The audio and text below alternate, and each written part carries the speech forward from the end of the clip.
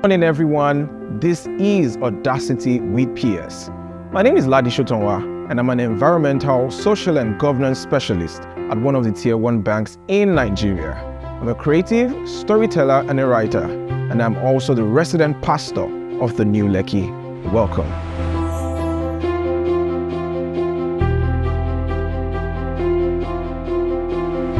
Good morning once again, and welcome to another episode of Audacity with PS. Yes, it's that beautiful Monday morning by 7 a.m. where we all gather to, hear, those wisdom tips and, that knowledge bank where we all feed from, so that we can indeed go and dominate, in our different spheres of influence. And so if you're watching this right now, you can hear me. First, I would like you to share the link in your groups, all right? Put it on your status, go into those groups, put it on your status, and, share the news and tell everyone that Audacity with PS is live. I'm going to give you 20 seconds, all right? If you need to make a call, need to drop a message in that group, need to send this to a family friend, a loved one who listens to this every time, it's time to tell them that Audacity with PS is live.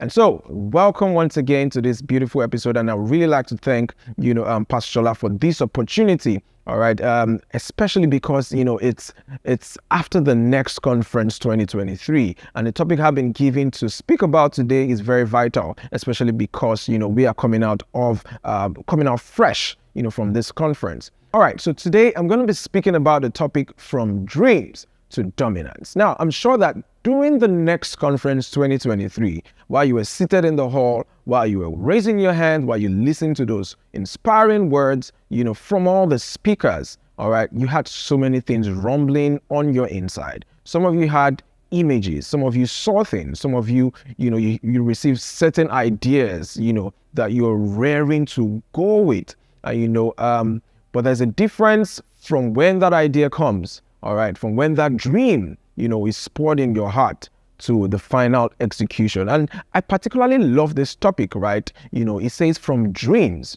to dominance. It didn't say how to bring your dreams to life, all right? And I like that word dominance because, it also speaks to the fact that whatever it is you are doing, you should aim for one thing always, and that's to dominate, all right? To dominate wherever you are. So that idea that God has given to you, that dream that God has given to you, is not just for it, to be replicated in just an ordinary way. The idea and the aim for that dream is that you dominate with it, but how do we do that? Now, let's start with this, right? Usually when an idea comes or when a dream comes to your mind, you're usually very excited. You know why? One is because you can actually see the end. Sometimes you can see the end and what it should be. And so there's that excitement in your heart. You're raring to go. In fact, you want to share with people. You're raring to do. You're raring to go. You just want to do. Why? Because from that point of inception, that point where the idea drops in your heart, usually because we're made to function by images. You see clearly. Sometimes you see not maybe fully, all right, but you can see, you get a grasp of what this can be, and so you're excited in your heart, but one of the things that we must do at every point when we get an idea, is to first of all calm down, all right? And I say this because ideas, dreams do not self-actualize themselves, all right? There is that process of time, there's that process of things to be done for you to be able to move from an idea to dominating with that idea. So from dreams to dominance today, we're going to be really talking about the key things that we need to, be conscious about as we, try to execute that dream, as we try to go ahead and launch out, all right? There is the point of execution, which is the gap, the process between that idea and you dominating with it. All right, this morning I want to start, by reading a scripture, all right? And permit me, I want to read Proverbs chapter 12, verse 24. Proverbs chapter 12, verse 24. And I want to read the TPT version. All right. A lot of us are used to the NKJV or the KJV version, which says that the hand of the diligent shall rule. But this morning I want to read the TPT version. And it says, if you want to reign in life, don't sit on your hands. All right. Instead, work hard at doing what's right. For the slacker will end up working to make someone else succeed. All right. Again, it says, if you want to reign in life, do not sit on your hands. And if you take that word literally, it really means, right, that when you sit on your hands, it's as though your hands are tied. All right. And when your hands are tied, you can't really do anything. So it says if you want to reign, you need to get going, get your hands going, get your hands working. The next line after that, it said, instead, work hard at doing what's right. Instead, work hard. So it means if your hands are tied, if you sit on top of your hands, there's really nothing you can use to work. All right. There's really nothing. There's no how you can go ahead to work hard, ensure that things are done. Now, I want to start on this premise, right? That, and I like the fact that our creed, affirms this also, that we must live consciously, knowing that we are living for greater, that we're not living for ourselves, all right? We must live consciously knowing that we have been called to live out a mandate here on earth. And in Genesis chapter 1, that mandate was very clear to everyone. All right. God spelled it out very clear. All right. Increase, subdue the earth, dominate. So that dominance is a key part of your mandate here on earth. And that's why I like this topic, right? It says from dreams to dominance. Not just doing it anyhow, but doing it to really be on top. I'll talk about that, as I end. At the next conference, we talked about the top 1%. And I like that everyone, put it out everywhere. The top 1%, top 1%, the top 1%.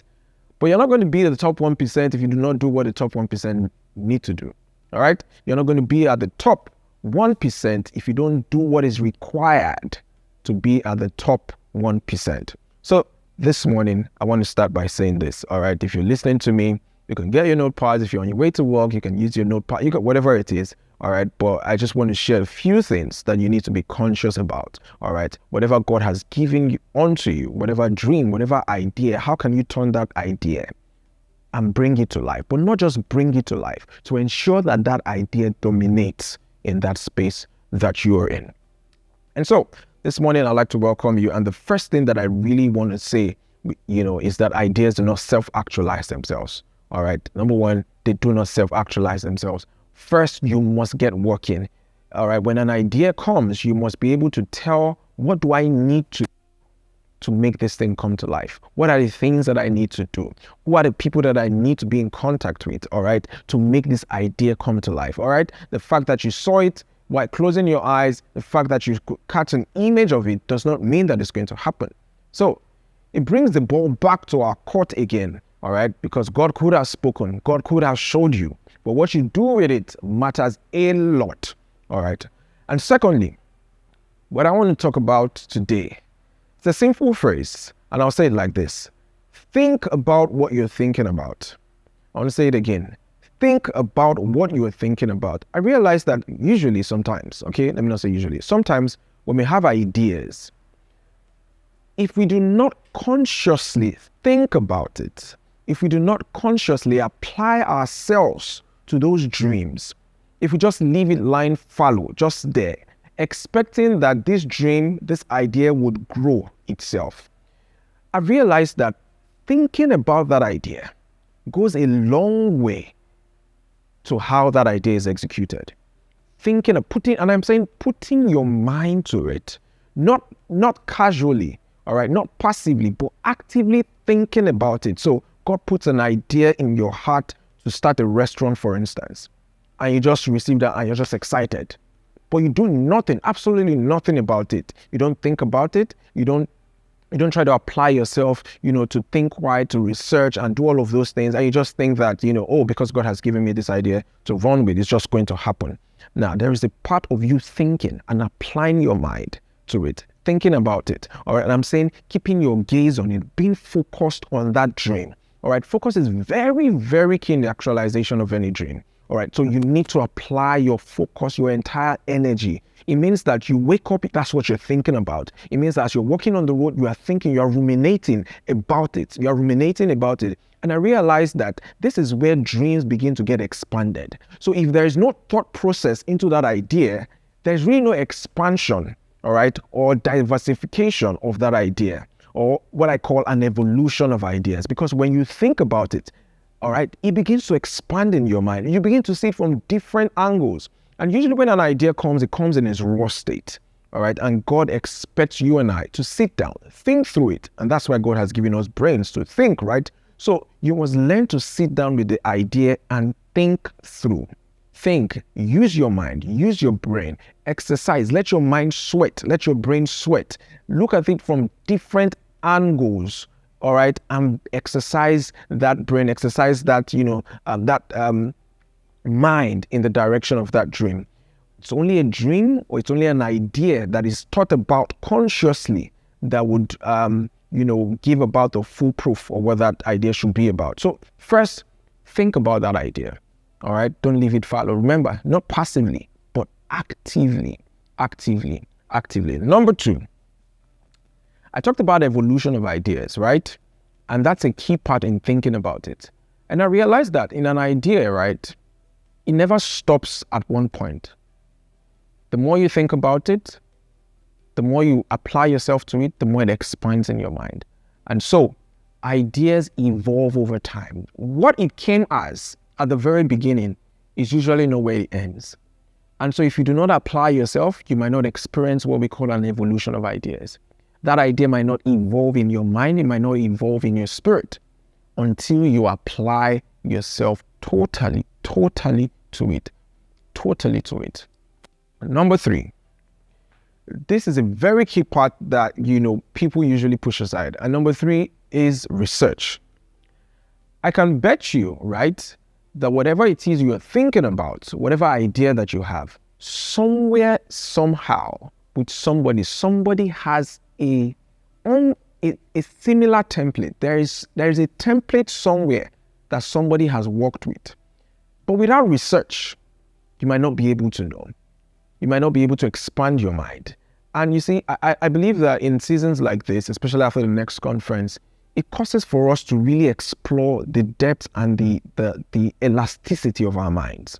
All right, where we go in search of knowledge, And one of the ways you do that is by researching. So God has given you, and I'm going to use a restaurant again, for instance. Now, there are so many restaurants around. Now you have a template in mind. Yes, something that God has shown you. If you look around, if you're studious, and if you look around, you find out that there is somebody somewhere who is running that kind of template. And it just takes research so that, you can have an expanded view of this dream, of this idea that God has placed in your heart. So whether it's tech, whether it's in fashion, whatever it is that God has called you to do, whatever idea, whatever dream it is, somebody has done something in that line. And you must be studious, you must be diligent. Remember, the hand of the diligent will rule. And I'll tell you one of the reasons why you need to research, so that you can actually present this idea better than what has been before. All right? Because the aim, remember, is not just to churn out another idea. It's not just to bring it to life, but it's to ensure that you dominate with that idea. So there are several people who have done so much in that line. There are several people who have done something similar. Maybe not, totally similar to what God has shown you. But I realize that even if it's a fresh, crisp idea that God has given you, you would always find a template somewhere. You would always find something to reference to. You'll find a reference.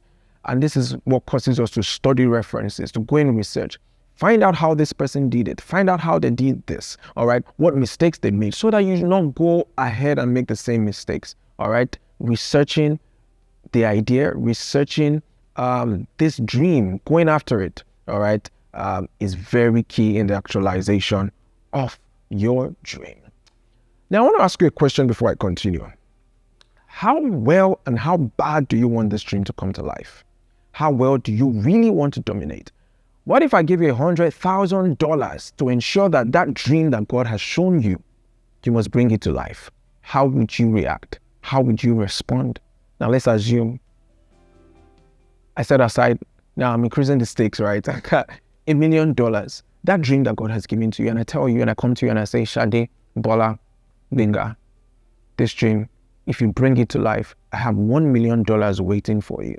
How would you respond? What would you do? I bet you would do everything in this life, whatever it is, you go to whatever extent you need to go to bring it to life. Why? $1,000 is at stake. But you see, I realized that in life, there must be something at stake.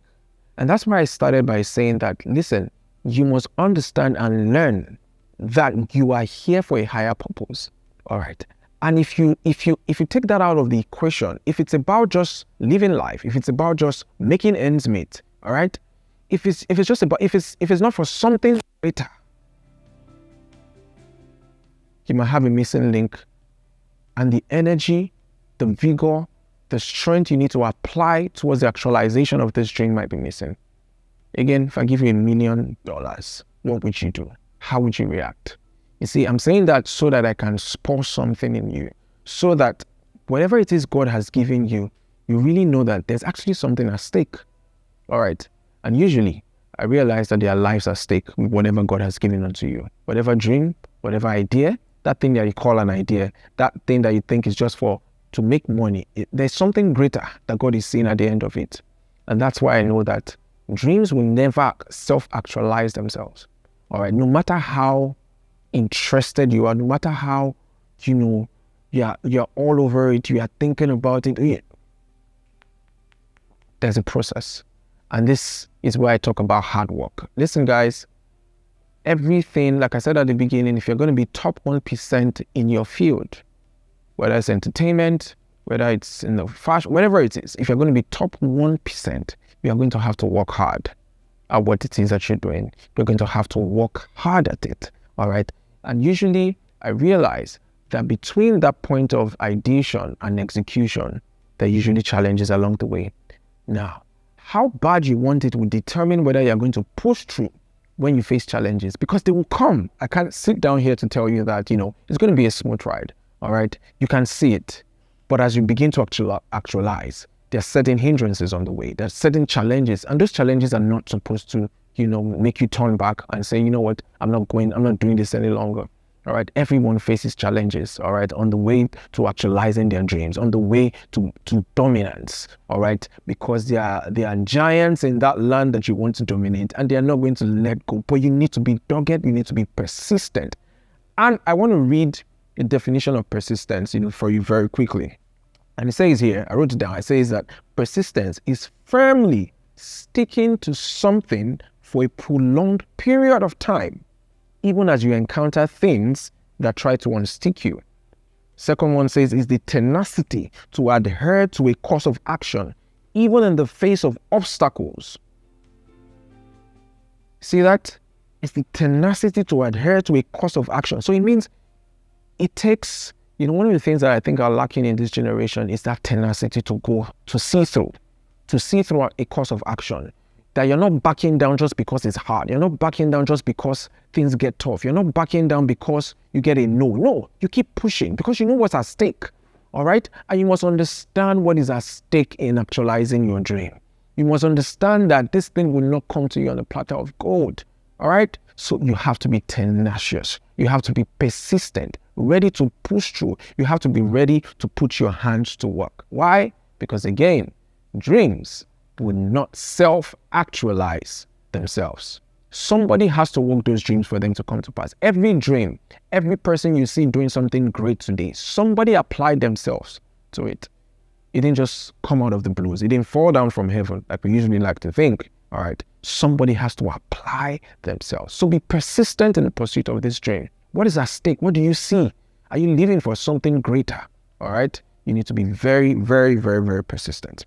Now, I'm not sure what number this is, right? Maybe number 4, number 3, or number 5. I'm not sure, but I hope you're taking down some notes. The next thing I want to talk about is relationships, all right? Because I've realized that whenever an idea comes, sometimes the completion of that idea might not be embedded inside of you. And so you need people, you need relationships. And one of the things that you must learn to do is to seek out the company, the relationships that are required in the actualization of this dream. All right, there are people that are around you, and you need to seek them out. You need to be able to spot them. All right, you need that discerning spirit to be able to say, I need this guy on my team. All right, God doesn't expect you to bring everything to life. As a matter of fact, everything required, all right, might not be fully embedded in you. That's the truth. All right. There's sometimes you have an idea rolling through your head, and you must have, faced it at certain times. I remember, I'm just going to use maybe stage productions, as an example. For instance, I have an idea, I have a story rolling through my head. I can see the beginning, I can see the end, but somewhere in between, something is not, everything hasn't been pieced together. What relationships help you to do is to bring in that, it's like a jigsaw, it's like a puzzle, right? That they bring in that puzzle that just completes it. And when it comes, all right? But guess what? If you were alone just trying to think about it all by yourself, you never get to leverage on the grace of those relationships. And so everybody carries a grace, all right? And you must learn to leverage the graces around you, the graces in your relationships that help you and spur you, into dominance. So who are the people that God has placed around you? Seek those relationships out. Relationships are very, very, very, very key, all right? We have not been called to function in isolation. And good and well, in this year, we have been talking about building communities, all right? The building communities, we're talking about collaboration, especially in the kingdom, all right? Nobody's you shouldn't be out there just trying to take the glory all by yourself, all right? Get people involved. Look at people who God has sent to you, all right? Because in every man that God has sent on an assignment, God has also assigned certain relationships to him, all right? So God has assigned relationships to you, all right, in your assignment. So relationships are very key. Seek them out. Ask God to show you, to open your eyes to those people who can help you achieve those dreams, who can help you, bring life. Like I said, they bring in that, what looks like the puzzle, the completion to that puzzle, all right? And when it comes, it fits in, and you know it when it happens. It just brings a spark. It just brings a spark to life in your soul, in your spirit, all right? And those relationships are very key. So go after those relationships, all right? Very quickly, I want to talk about a few things that we must embody as we, try to, actualize our dreams. Number one is self-discipline, all right? And it talks about, self-discipline talks about, being in control, all right? Being in control, you must be disciplined. We're an army. We call ourselves a supernatural army. And anything that is, one of the things that are common to, to an army, not to talk of a supernatural army, is discipline. An army is disciplined. They have a regimented life. Why? They have to do this at this point in time so that they can get a particular result. So you have to be self-disciplined, all right, in the actualization of your dream. Remember what I said at the beginning. What's at stake? All right, what's at stake? All right, if you can find what's at stake, in this dream, in the actualization of this dream, it would push you, it would spur you, all right? It would spur you all the way. All right, self-discipline, very important. Number two, we talked about it, is persistent. All right, we must be dogged in the actualization of our dream, very dogged, ready to push through all the way. You're saying, no matter what happens, I must see this thing come to life. That's what you're saying. No matter what happens, I must see it come to life. So be persistent in the face of challenges, in the face of trials. Jesus has not promised that we're going to have a smooth ride. He says, in this life, you will have tribulations and trials, but be of good cheer. Why? I have overcome the world.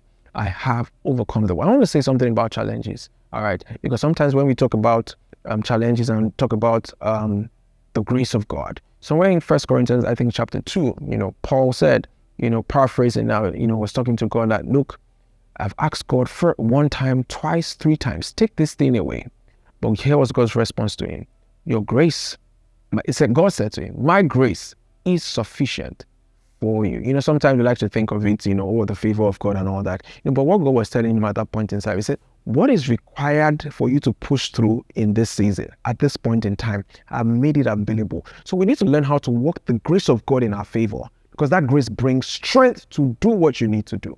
All right. And that's what you get. That's the edge that we have, because we have something supernatural working for us. It's called the grace of God. Utilize that grace, not just in terms of receiving, the favor of God. No, grace to do. All right. That grace imparts strength to your spirit, man. All right. And we must learn to utilize the grace of God maximally in the pursuit of our dreams, to strengthen us, to get our hands. So it's like a supernatural strength that comes upon us that we use to run, all right, and do the things that we ought to do. Number three, this is one of the things that, you should avoid, that usually hinders us from, pushing through, all the things that God has put in our hands. Avoid the syndrome of perfectionism, right? Perfectionism, yes. All right. And that's, if you're out there, you're a perfectionist, you just like, you want everything to be in the right condition before you act.